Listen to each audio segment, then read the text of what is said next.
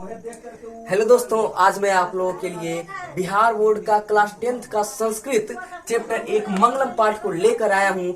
आज मैं एकदम बेमिसाल तरीके से आज इस चैप्टर को बताने वाला हूँ। ठीक है, तो समझने के लिए तैयार रहिएगा। आपके पास अगर ऊर्जा की कमी है तो ऊर्जा को पूर्ति कर लीजिए, क्योंकि क्लास में जब तक ऊर्जा नहीं रहेगा तब तक कोई भी पॉइंट आपको समझ में नहीं आएगा। इधर देखिए, मैंने श्लोक को लिख दिया है और उसके नीचे सभी एक एक वर्ड का अर्थ लिख दिया है नीचे में, ताकि आपको समझने में किसी भी प्रकार का दिक्कत ना हो। तो चलिए बिना देर किए हुए हम चैप्टर को स्टार्ट करते हैं। तो देखिए, सबसे पहले इस चैप्टर का बात करते हैं कि यह संकलित कहाँ से है। यह चैप्टर संकलित कहाँ से है? तो यह चैप्टर उपनिषद से संकलित है। कहाँ से संकलित है? उपनिषद से संकलित है। उपनिषद के लेखक कौन है? तो वेद व्यास है।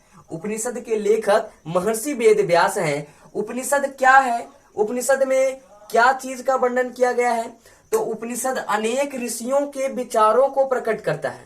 उपनिषद जो है अनेक ऋषि जो है उनके विचारों को प्रकट करता है, क्योंकि प्रत्येक ऋषि तो हमेशा के लिए जीवित रहते नहीं, अमर रहते नहीं, तो उनका विचार तो उनके साथ ही खत्म हो जाता।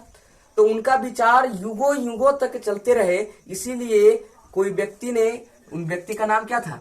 महर्षि वेद व्यास। महर्षि वेद व्यास जी ने क्या किया? उनके सभी विचारों को उपनिषद में लिख डाला, और उपनिषद में ही कई कई खंड बनाए गए, जिनको आज कई पुस्तक के नाम से जाना जाता है। और उन पुस्तकों में कई पाठ हैं। उन पाठ में से एक है हमारा मंगलम पाठ, और मंगलम पाठ में पांच मंत्र हैं, 5 श्लोक हैं। उनके अर्थों को हम बारी बारी से जानेंगे। तो चलिए, पहला अर्थ है हमारा, कहता है हिरणमयेन पात्रेण सतस्यम पीतम मुखम तत्वम पूष्ण पावृणु सत्य धर्माय दृष्टये। हिरणमय, हिरणमय ये जो वर्ड आया है, इसका अर्थ क्या होता है? हिरणमय का अर्थ होता है कि सोने जैसा। हिरणमय का अर्थ क्या होता है? सोने जैसा।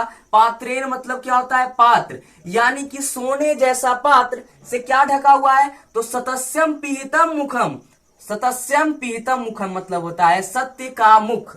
सत्य का मुख किससे ढका है? तो सोने जैसे पात्र से सत्य का मुख ढका हुआ है। तो ये जो पहला लाइन है हमारा, इसका अर्थ क्या निकालेंगे कि हिरणमयेन पात्रेण सतस्यम पीतम मुखम, अर्थ हो गया सोने जैसे पात्र से सत्य का मुख ढका हुआ है। रफली सा इसका अर्थ निकालेंगे। ठीक है, आगे कहता है तत्वम पूष्ण पावृणु सत्य धर्माय दृष्टये। दृष्टये मतलब होता है देखना, देखना या जानना। तो इसका अर्थ हो जाएगा, अतः हे प्रभु आप इस आवरण को हटा दें, ताकि मैं सत्य और धर्म, सत्य धर्माय दृष्टये, यानी सत्य और धर्म को जान सकूं। तो यही देखिए, अगर बोर्ड में एग्जाम में क्वेश्चन आ गया, बोर्ड के एग्जाम में, तो कैसे लिखेंगे? तो सबसे पहले ये जहां से लिया गया है उसको लिखेंगे। तो लिया गया है तो उपनिषद से, तो उपनिषद का भी एक अंश है ईसावास से। उपनिषद का एक अंश का नाम क्या है? ईसावास से है। तो यह लिया गया उपनिषद से है। ठीक है, तो लिखेंगे प्रस्तुत श्लोक ईसावास से उपनिषद से संकलित। कहां से संकलित? ईसावास से उपनिषद। उपनिषद का ही एक छोटा भाग है ईसावास, उससे संकलित है। तथा किस चैप्टर से लिया गया है? तो मंगलम पाठ, मंगलम पाठ से लिया गया है। इसमें महर्षि वेद व्यास जी कहते हैं। सीधे लिखिएगा, जो लेखक है उनका नाम लिख दीजिएगा। महर्षि वेद व्यास जी इनके लेखक हैं, तो लिखेंगे इसमें महर्षि वेद व्यास जी के कथनानुसार, यानी कि महर्षि वेद व्यास जी ने जो कहा है उनके अनुसार, सत्य का मुख, सत्य का मुख हिरणमय, हिरणमय मतलब क्या होता है? सोने जैसा पात्र से ढका हुआ है। और आगे कहता है हे प्रभु, हे प्रभु आप इस आवरण को हटा दे, ताकि हम सत्य तथा धर्म को जान सके। यही आपका पहला श्लोक है। यदि आपको वीडियो अच्छा लगा हो तो लाइक जरूर करें। ठीक है, और सब्सक्राइब भी करते जाएं।